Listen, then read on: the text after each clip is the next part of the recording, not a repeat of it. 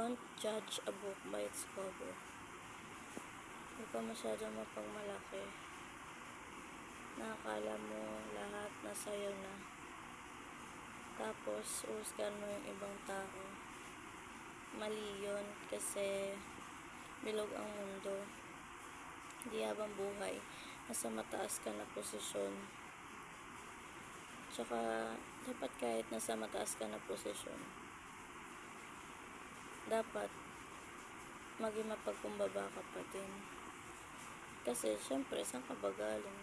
Diba dun din sa dating walang-wala? Kaya dapat hindi mo inuhusgan ng ibang tao sa kung anong meron sila ngayon dahil bilog ang mundo. Kayang-kaya nila yun.